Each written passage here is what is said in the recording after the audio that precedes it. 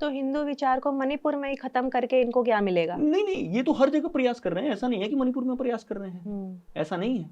ये प्रयास तमिलनाडु में भी हुआ था, ये प्रयास पंजाब में भी हुआ, ये प्रयास हर जगह हो रहा है। पंजाब में तो बहुत कन्वर्जन्स हो रही हैं। एग्जैक्टली, तो ये प्रयास हर जगह हो रहा है, ऐसा नहीं है कि मणिपुर में अब आपको ये कश्मीर में हुआ, कश्मीरी पंडितों के साथ।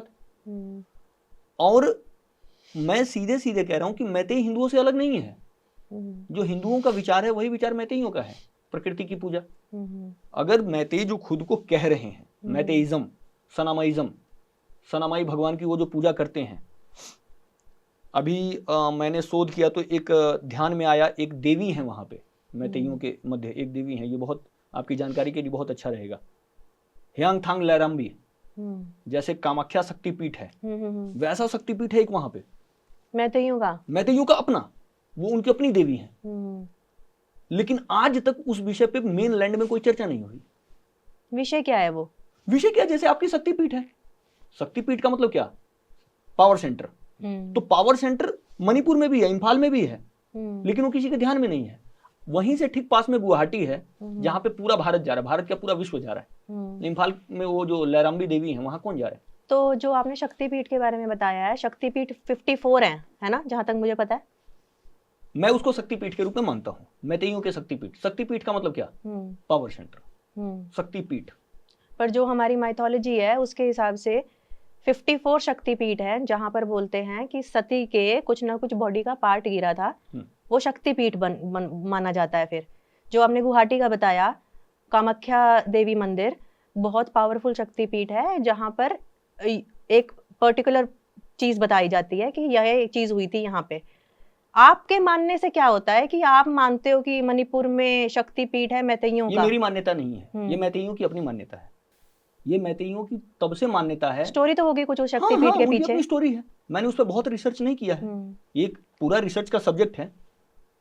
उनकी अपनी मान्यता है। उस शक्ति को भी सुसुप्त कर दिया गया उस कुकीज के द्वारा। मैं इसमें कुकीज नहीं कहूंगा, क्योंकि कुकियों के बारे में भी एक बात बता दूं, कुकियों ने भी अभी तक अपनी पहचान स्पष्ट नहीं की है। उनकी जो आइडेंटिटी है वो कंप्लीटली अनक्लियर है। क्या बोलते हैं वो कि हम क्या हैं? आप उनसे बात करके देखिए, मैंने तो बात की है। क्या बताया उन्होंने? मैं वही तो कह रहा हूं कि उनकी आइडेंटिटी अनक्लियर है। सामने दिख रहे हैं क्रिश्चियन है, फिर एक जगह बोल रहे हैं कि we are lost tribe of Jews. अरे हु आर यू, पहले क्लियर तो कर दो। अगर आपकी भी पहचान क्लियर हो जाए तो हिंदू समाज आपके साथ भी खड़ा है, क्योंकि हिंदू समाज का एक ही विचार है कि जिसकी जो पहचान है वो सुरक्षित रहे।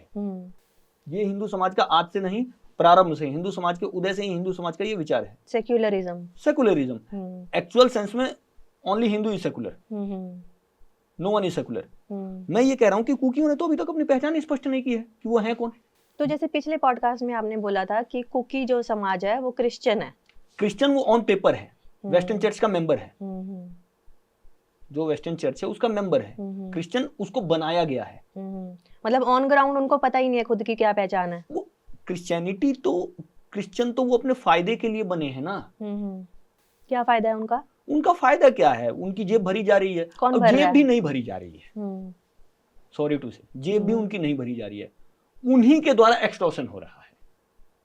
कुकीज के द्वारा खुद का एक्सटॉर्शन हो रहा है, उन्हीं का एक्सटॉर्शन हो रहा है, उन्हीं का शोषण हो रहा है। थोड़ा सा इसको इन डेप्थ बताओ। इन डेप्थ इसको ऐसे समझिए कि पिछले पॉडकास्ट में आपने गोल्डन ट्रायंगल की बात कही थी, वहां पे मैं बहुत कुछ नहीं बोल पाया था। अब वो गोल्डन ट्रायंगल मैं आपको क्लियर कर देता हूँ। बर्मा, थाईलैंड, लाओस, ठीक है, and Burma is nothing, Burma is actually Manipur. Burma का एक बड़ा हिस्सा जो है वो मणिपुर है, उसको मणिपुर आप कह सकते हो। वो जो नेहरू ने डील की थी उसमें मणिपुर का एक बड़ा हिस्सा बर्मा को दे दिया था। तो ये जो कंप्लीट गोल्डन ट्रायंगल है ये बिजनेस स्पॉट है। किस चीज का? यहाँ सब कुछ है। क्या? यहाँ सारे रिसोर्सेस हैं, मिनरल्स हैं, लिथियम है, गोल्ड भी है। जब आप गोल्डन ट्रायंगल बोल रहे हो तो गोल्ड भी है, सब कुछ है यहाँ पे, इतने मिनरल्स हैं यहाँ पे। अच्छा, जमीन के नीचे मिनरल्स और जमीन फर्टाइल, मतलब जमीन भी काम की और जमीन के नीचे का हिस्सा भी काम का। तो जमीन पे क्या हो रहा है, तो वही ड्रग्स की खेती, सीड्स लाके और आर्टिफिशियली सीड तैयार किए जाते हैं उसको वहां पे, और वो सारा बिजनेस वहां से ऑपरेट किया जाता है।